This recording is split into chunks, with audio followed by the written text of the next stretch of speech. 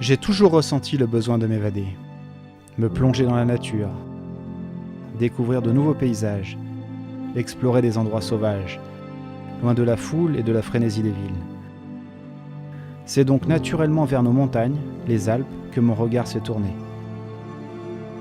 Depuis des années, j'en arpente les sentiers, les forêts. J'y observe parfois des animaux. C'est un moment de grande émotion d'être le témoin de leur rituel.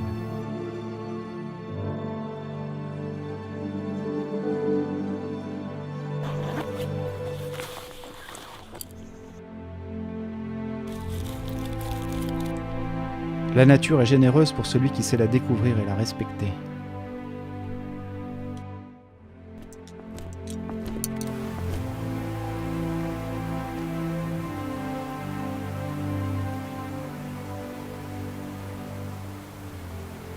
Je suis fasciné par l'eau, les lacs, les rivières, leur force ou leur tranquillité.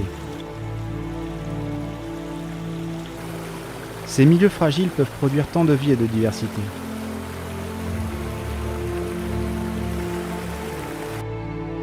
C'est le plus souvent en direction des sommets, vers leurs sources, que je me dirige.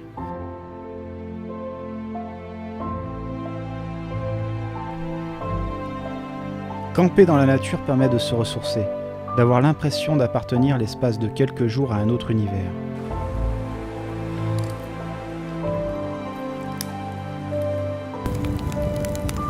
Le temps y prend une autre dimension. Transmettre ses valeurs, cet amour de la nature est essentiel. L'homme a trop tendance à oublier ses origines, ses instincts.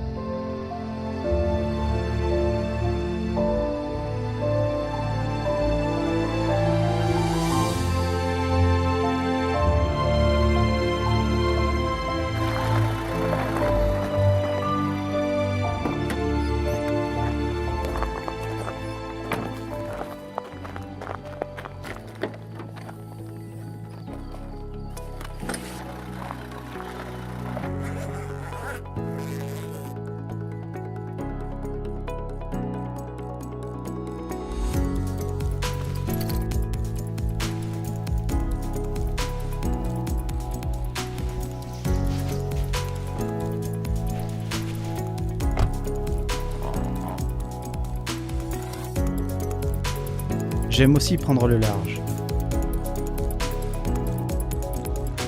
Quel bonheur de glisser sur l'eau. La sensation de liberté y est décuplée.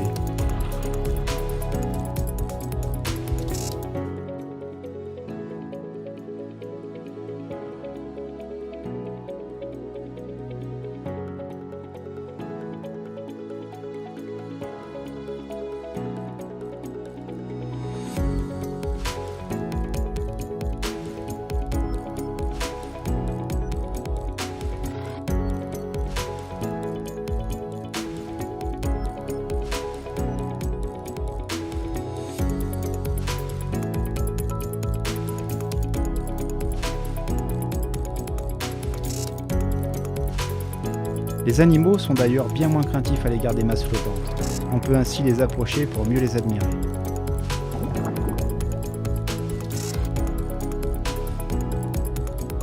Voilà, je vous ai brièvement présenté mon état d'esprit. Laissez-moi désormais vous emmener à la pêche de la truite, au cœur de nos montagnes et de nos plus belles vallées. Je connais quelques coins qui devraient vous plaire.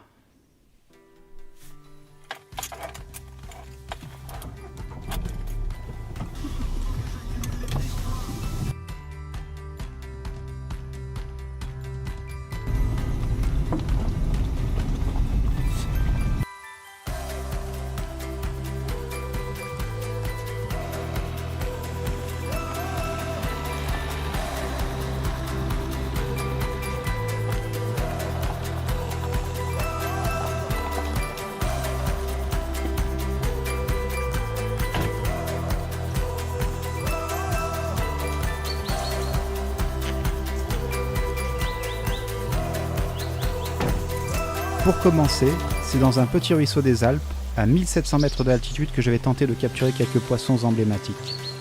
Principalement alimenté par l'eau de la fonte des neiges, ce torrent à l'eau très fraîche même en été se perd dans la roche à plusieurs endroits. Mais les truites y sont présentes et vigoureuses.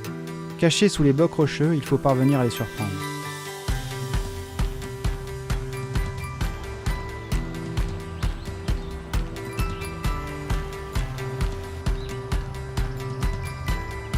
J'utilise une ARS, très efficace dans ce milieu. L'attaque peut survenir dès son entrée dans l'eau. C'est vraiment passionnant quand les truites sont actives.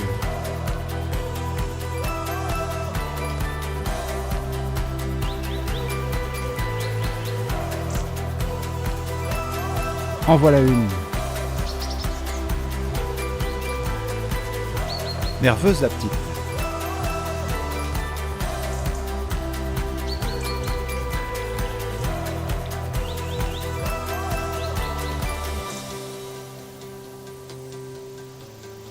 Une approche furtive est impérative.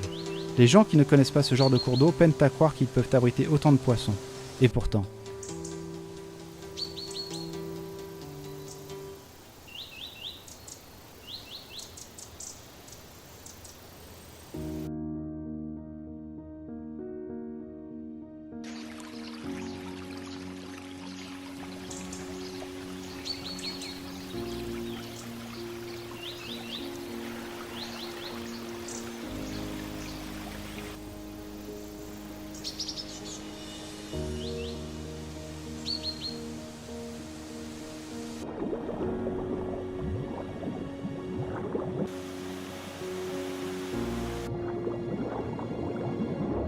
Ces eaux fraîches, pures et oxygénées font le bonheur de ces poissons sauvages.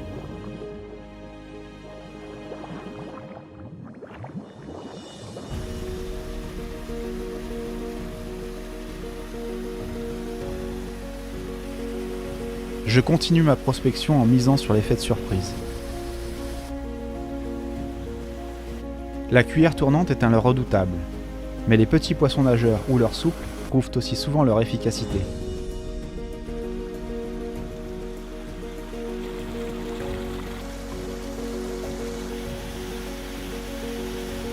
Presque chaque rocher abrite une truite.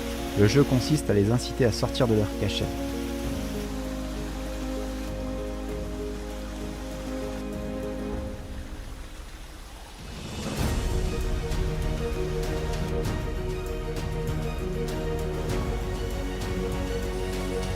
Les truites aiment aussi se poster sous les mini-cascades.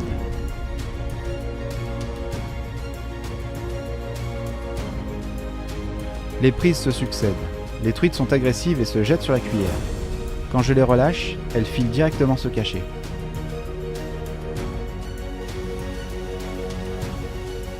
L'eau est partout en mouvement.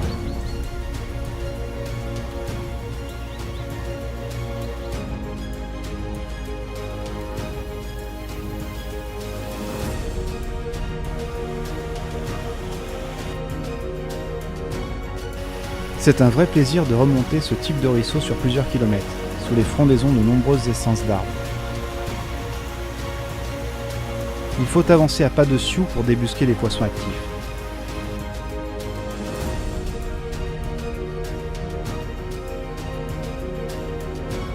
Lorsque je repère des poissons, je tente de les pêcher à vue. Pour cela, je me fonds autant que possible dans le décor en restant en retrait. Si la truite me voit, elle refusera mon leurre. Cette traque ne marche pas à tous les coups, loin de là, car ces poissons ont leur sens en éveil et se méfient des moindres mouvements suspects.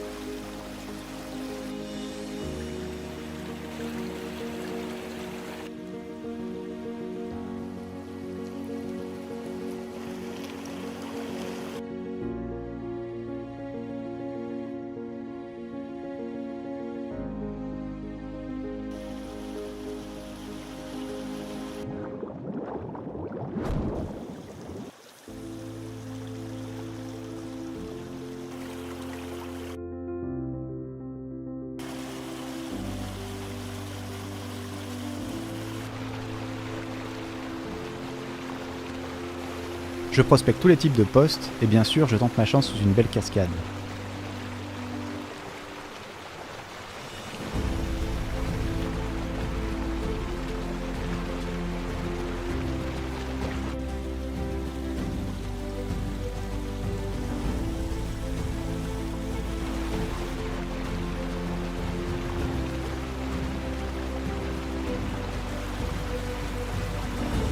Je m'approche d'un superbe spot, une petite chute d'eau qui doit forcément abriter un beau poisson. J'en suis sûr. C'est à moi de la jouer fine.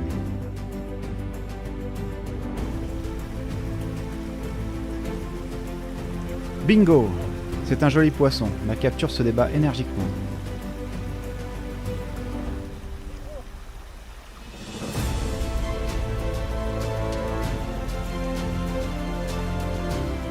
Quelle beauté! Ça fait plaisir.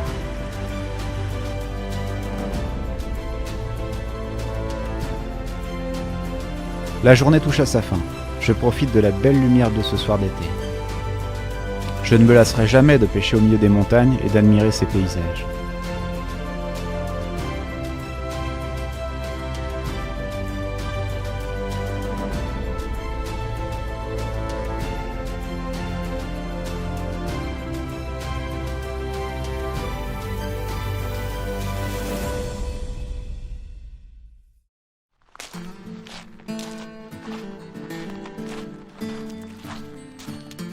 Je décide de faire un saut dans une autre proche vallée, vraiment magnifique. Au cœur de l'été, ces endroits sont fréquentés.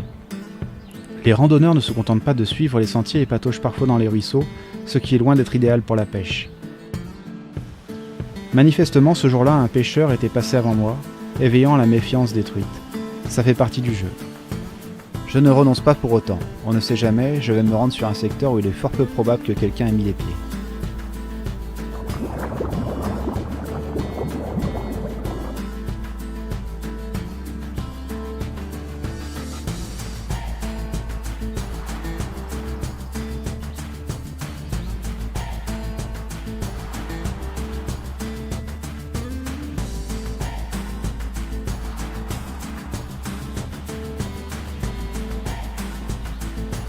Je touche un super poisson qui malheureusement se décroche presque instantanément.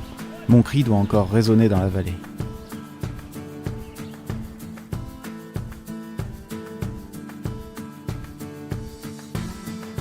En fin de matinée, la chaleur est accablante. Je me désaltère à une fontaine et je retenterai ma chance demain matin sur une autre rivière.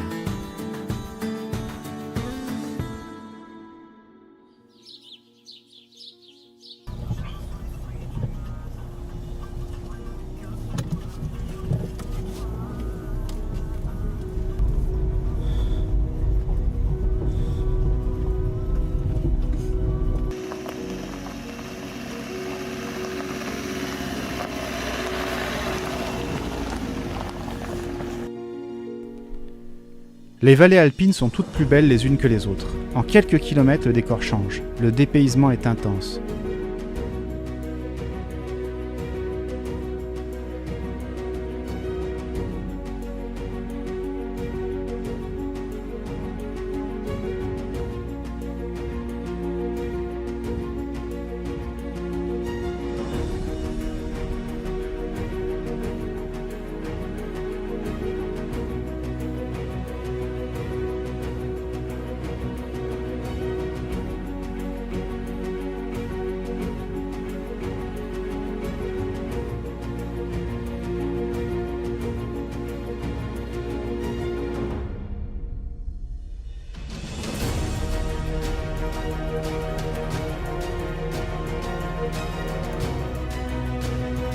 Dans ces rivières, les truites sont petites, mais qu'importe.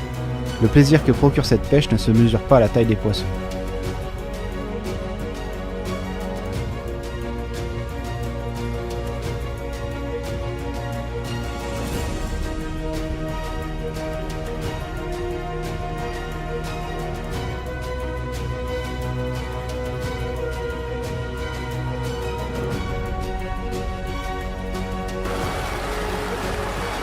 Au fil de l'eau, les captures s'enchaînent.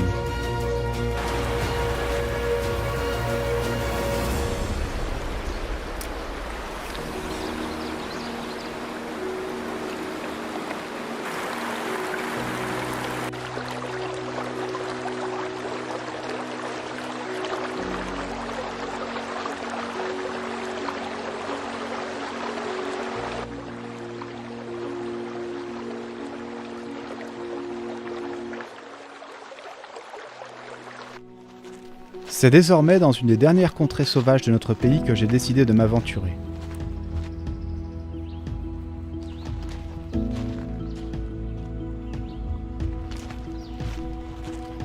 Pour y accéder, 1h30 de marche est nécessaire, à flanc de falaise et en empruntant des passages escarpés.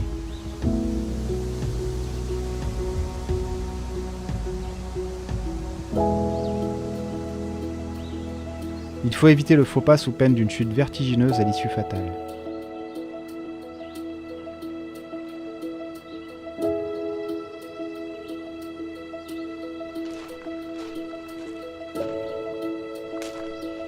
Cette vallée préservée n'est pas habitée et aucune route n'y a été tracée à l'exception de quelques sentiers. C'est d'ailleurs sur ce territoire qu'a été tourné le film La Vallée des Loups. Peut-être sont-ils d'ailleurs en train de me surveiller.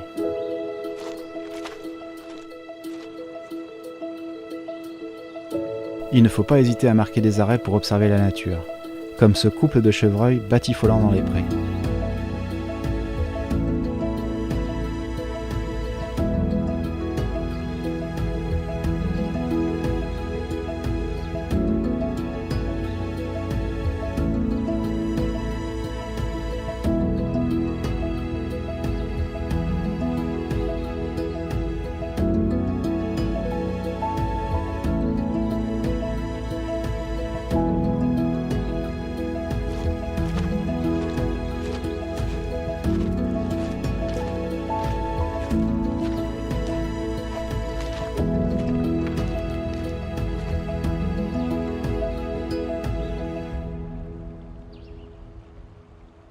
Je trouve une petite clairière idéale pour y établir le campement. Je monte la tente et je ramasse du bois en prévision de faire un feu le soir.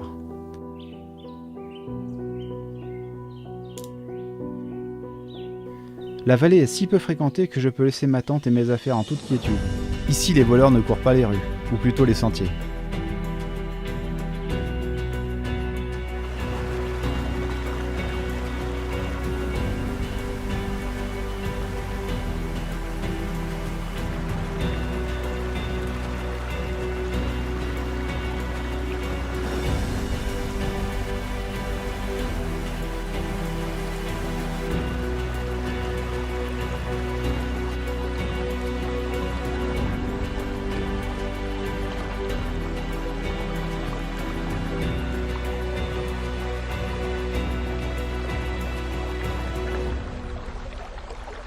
Suivant les postes, je changerai souvent de l'heure. Dans les amortis bien marqués, je pêche au BTK Swimmer. Je mets de grands coups de sion de gauche à droite pour le désaxer afin d'obtenir une nage frétillante, irrésistible pour les poissons. Durant ces 2 jours et sans surprise, je ne croiserai aucun pêcheur. Ma seule rencontre sera un troupeau de vaches, et bien sûr de nombreuses truites.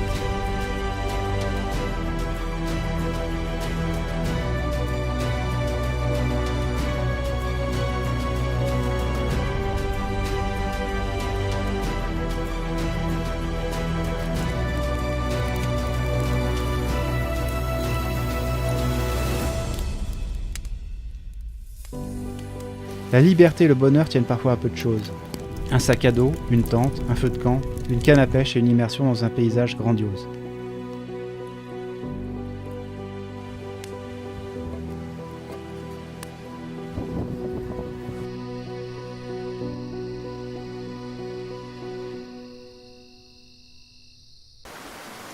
Le lendemain matin, après une bonne nuit de repos dans ma petite tente, je décide de me rendre sur un secteur plus en amont à une trentaine de minutes de marche, au milieu d'une belle forêt composée principalement de hêtres.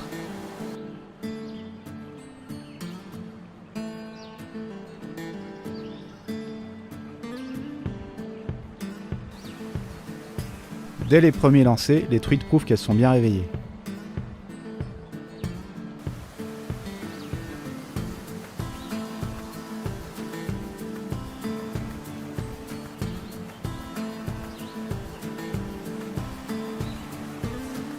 Je vais remonter le cours d'eau sur plusieurs kilomètres en enchaînant quelques jolies prises tout le long.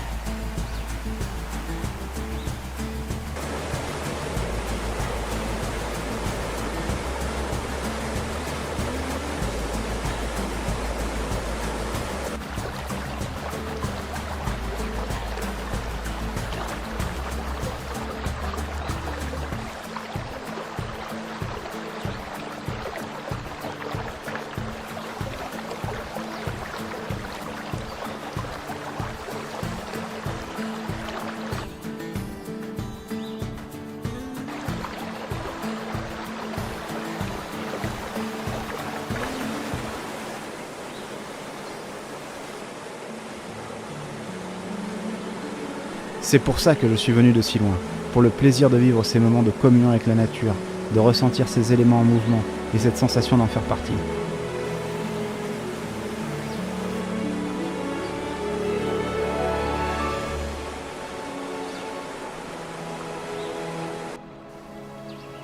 Cette vallée est vraiment paradisiaque.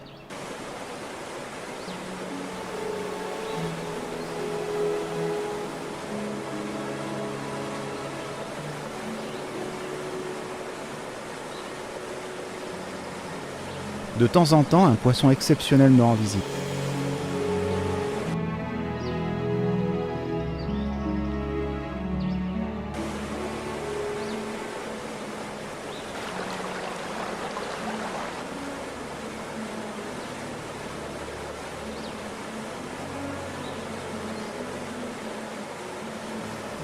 Je ressens la présence d'animaux dans cette forêt qui m'entoure, et les chants d'oiseaux égayent cette ambiance estivale.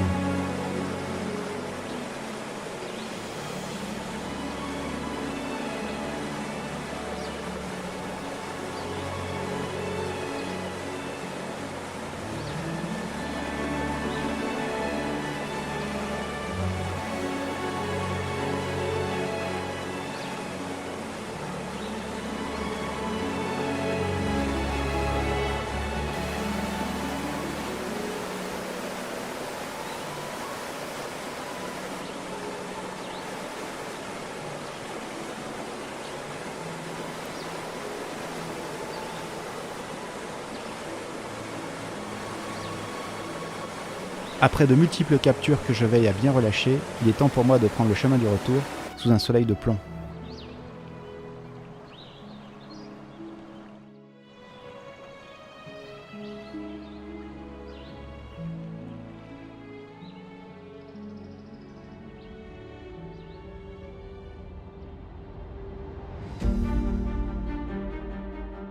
Après avoir dévalé les pentes des montagnes, les petits ruisseaux forment les grandes rivières. En quelques dizaines de kilomètres, les lits s'élargissent et la taille des truites augmente. Lors de la fonte des neiges, ces rivières se transforment en d'énormes torrents. La puissance des flots est telle que les truites sont chahutées et parfois transportées en aval. Certaines n'y survivent pas. Mais nous sommes en été et les rivières sont beaucoup plus propices à la pêche.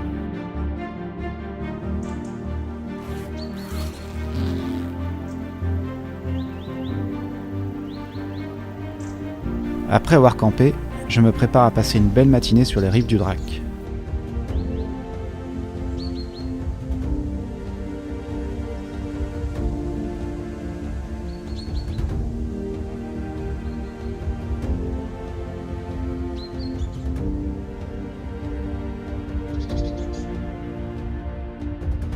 Il ne semble pas y avoir un humain à plusieurs kilomètres à la ronde. Je vais pouvoir vivre un tête-à-tête avec la rivière.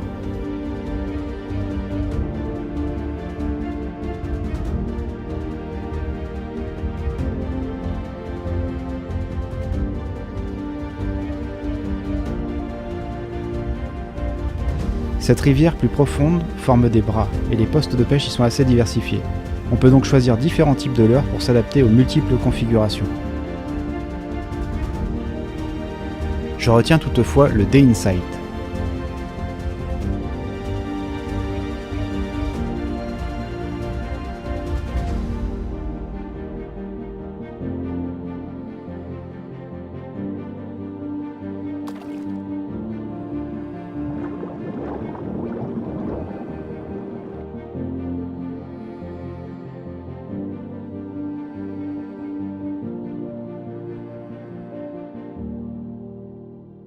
L'animation rapide du Day Insight en plein courant ne devrait pas laisser les truites indifférentes.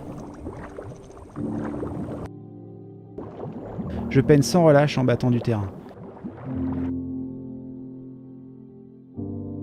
Mon leurre évolue dans cette eau claire et j'espère qu'il va croiser la trajectoire d'une truite.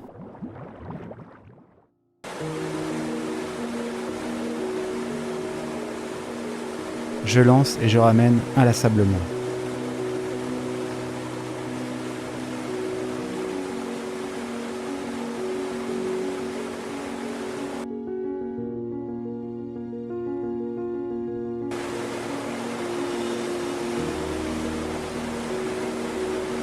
Sur certaines portions, je repasse à la cuillère qui est vraiment le leurre susceptible d'exciter quelques poissons. La palette tourne et virevolte dans le courant. Il y a forcément une truite qui va se jeter dessus.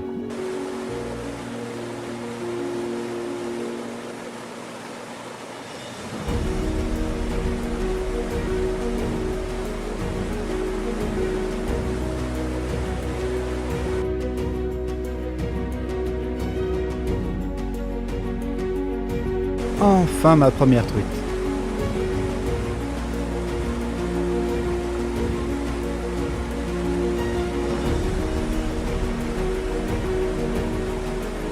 Je repasse au poisson nageur et en quelques minutes, je capture plusieurs truites de taille modeste.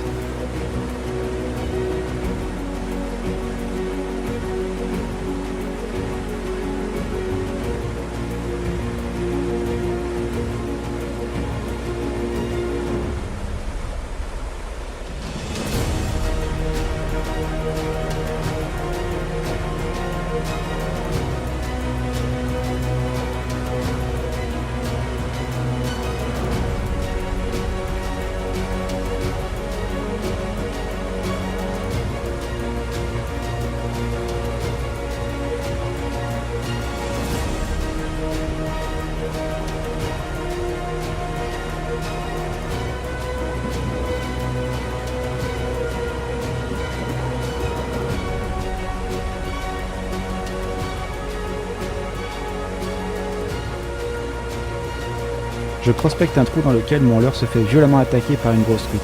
Et là, ce poisson tant convoité se décroche. L'activité des truites a considérablement baissé.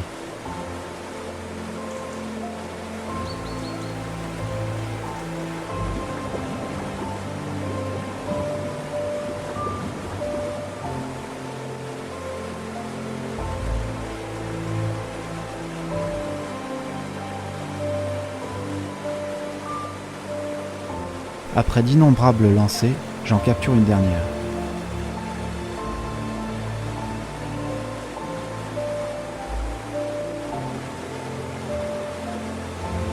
Je savoure d'être au grand air et cette sensation de liberté.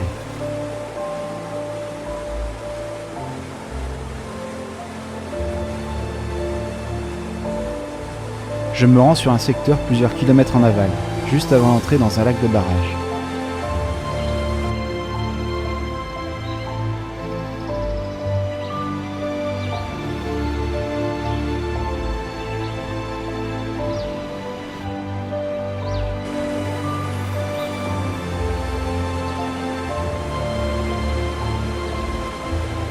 La rivière coule au milieu de gorges impressionnantes.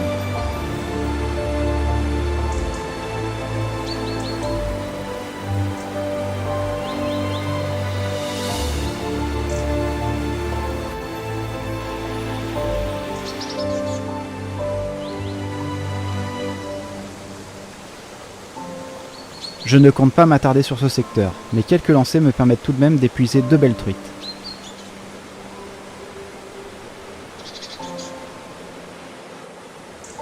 Il est temps pour moi d'aller défier les gros poissons des rivières de plaine, à commencer par l'Isère.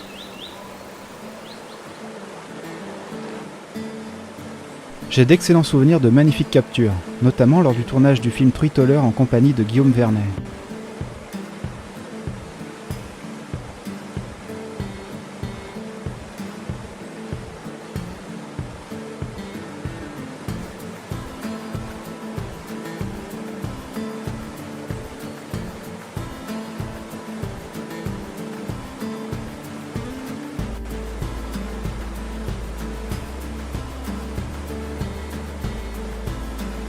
Le lieu est sauvage, il n'est pas rare d'y croiser des sangliers, des castors et bien d'autres animaux qui profitent de la ripisylve, cette végétation bordant les milieux aquatiques.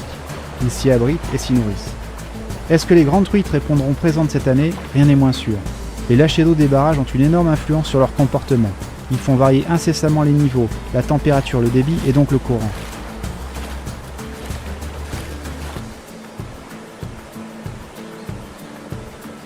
Un autre Guillaume m'accompagne cette année. C'est toujours un plaisir de partager ces moments avec un ami.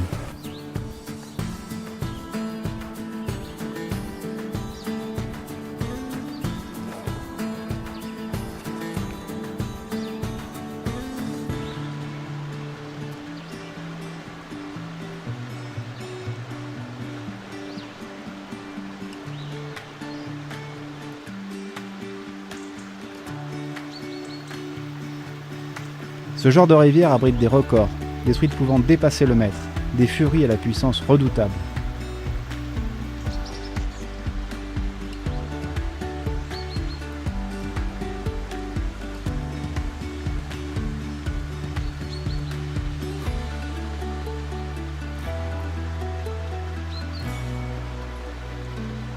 C'est Guillaume qui capture la première truite.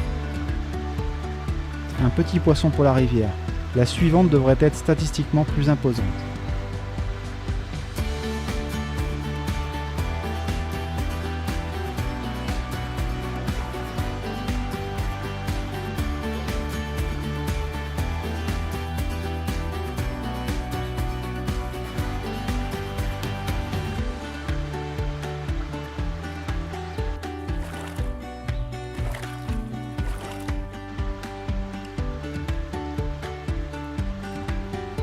Cette fois, la truite est de belle taille, typique de la rivière.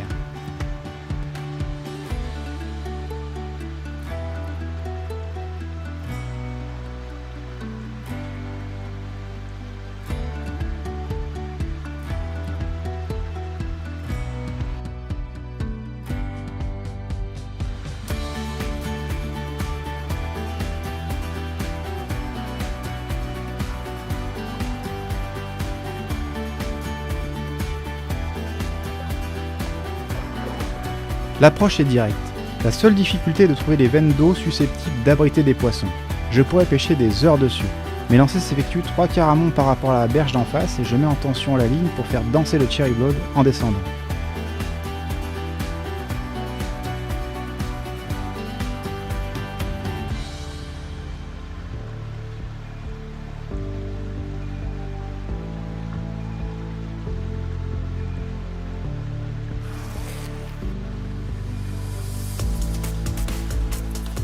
L'attaque survient généralement quand le leurre se désaxe du courant principal et ralentit.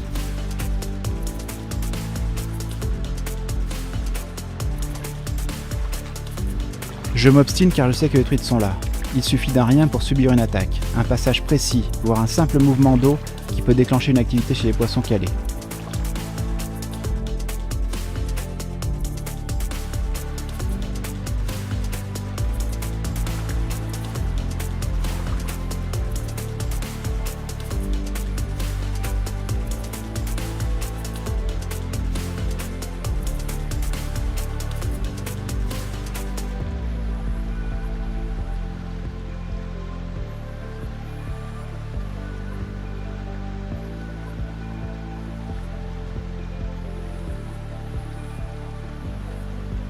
Je touche enfin un poisson. La truite semble de belle taille et elle a de l'énergie à revendre.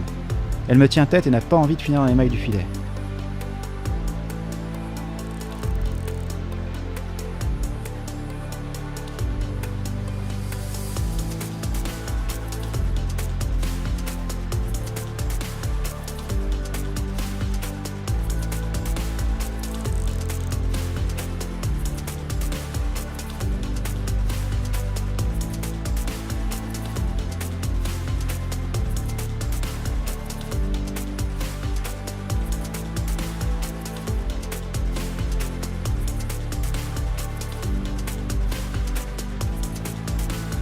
Je suis enfin récompensé par une belle iséroise.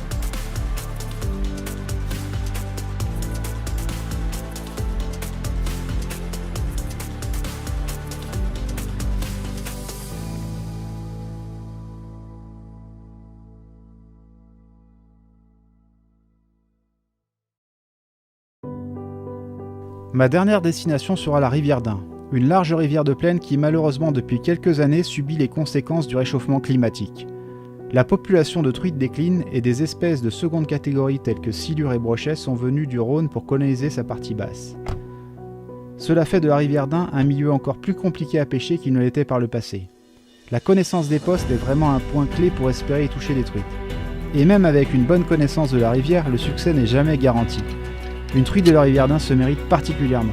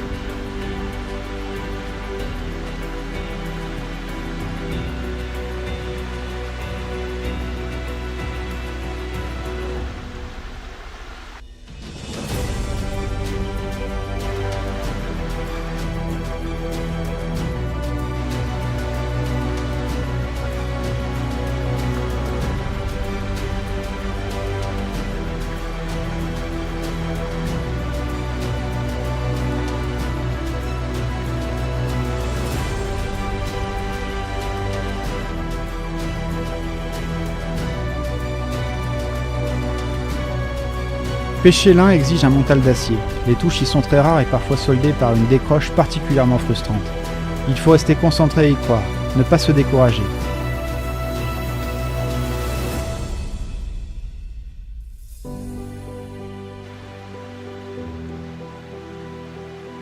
Et parfois ce ne sera pas le poisson record mais une petite truite qui vous offrira la seule touche de la sortie.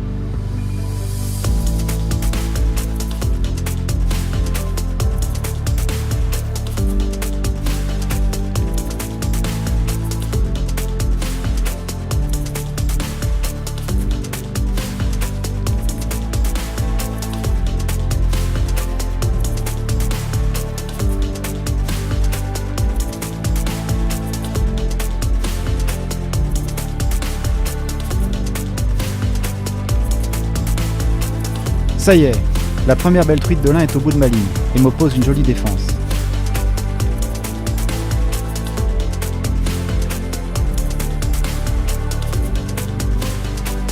Elle me gratifie même d'une chandelle.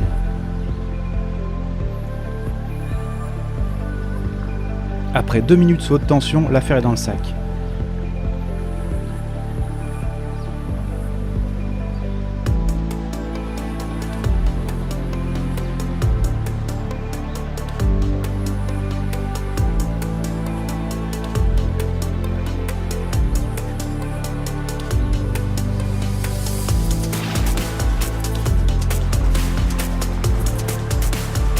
Je continue à prospecter les veines d'eau, en variant les animations. La rivière est fidèle à sa réputation, difficile.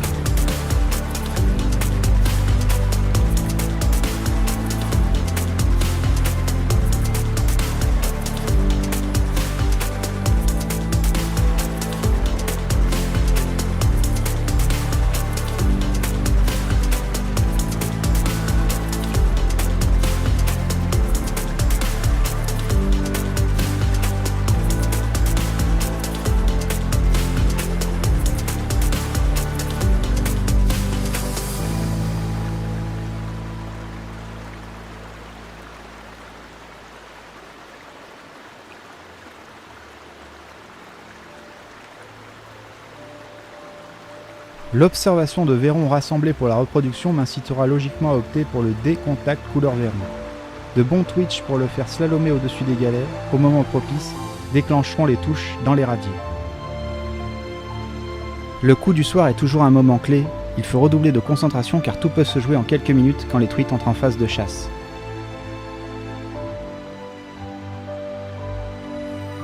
La nature s'anime. Un castor qui vient de sortir de sa hutte passe nonchalamment sur ma bannière, sans me voir. C'est un bon présage. C'est encore une fois à la tombée de la nuit que je serai récompensé, avec les prises de 2 beaux spécimens de la rivière d'Ain.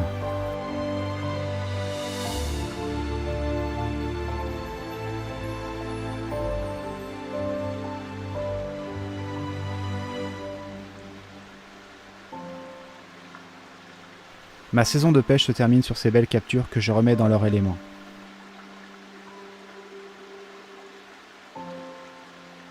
Il faudra désormais attendre de longs mois pour renouer avec ce plaisir de la pêche et vivre de nouvelles aventures.